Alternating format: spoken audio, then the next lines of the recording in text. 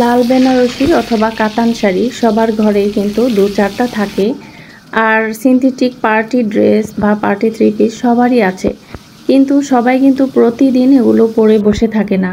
তো এই কথাটা বলার উদ্দেশ্য হচ্ছে, অনেকেই কমেন্ট করেন যে আপনার রান্নার কড়াই এত কালো কেন, বা এই কড়াইয়ে রান্না করেন কেন। তো আমার কিন্তু ফ্রাই প্যানের কড়াই অনেকগুলো আছে, 15 থেকে 17টার মতো, কিন্তু আমি এই ফ্রাই প্যান কড়াইয়ে রান্না করে কমফোর্টেবল না। আমার কাছে ভালো লাগে মানে সব সময় ব্যবহার করার এই যে কালো কড়াইগুলো। এই কালো কড়াইগুলোতে রান্না করি বা যাই ভাজি না কেন, একদম ননস্টিক কড়াইয়ের মতো একেবারে খুব সহজেই রান্না করা যায়, ভাজা পোড়া করা যায়, একদমই লাগে না। তো কড়াইগুলো কালো হলেও ব্যবহার করতে খুবই সুবিধা।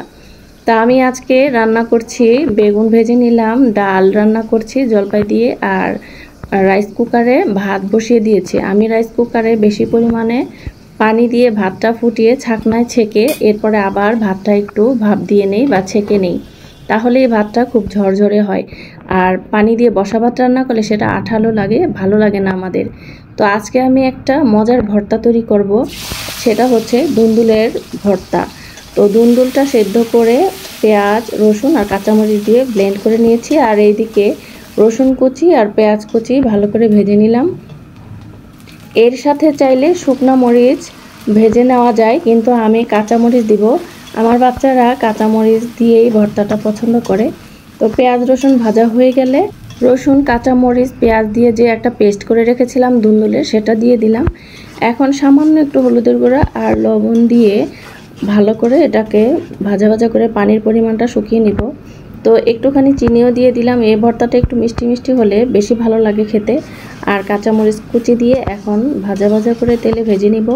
আর ডিটেলসে এই রেসিপিটা কিন্তু আমার পেজে শেয়ার করা আছে, চাইলে ওখান থেকেও দেখে নিতে পারেন। তো ভর্তাটা কিন্তু হয়ে গিয়েছে, আমি আর এটা আর শুকাবো না। তো এই যে আমার এই কালো কড়াইয়ে কিন্তু ননস্টিকের মতো করে সব কিছুই খুব সুন্দরভাবে রান্না করতে আমার অনেক সুবিধা লাগে। আপনারা যাই বলেন না কেন আর যাই কমেন্ট করেন না কেন, কড়াই দেখতে কালো হলেও কাজ কিন্তু খুবই সুন্দর। তো আজকে রান্না করেছি পাঙ্গাস মাছের ঝোল।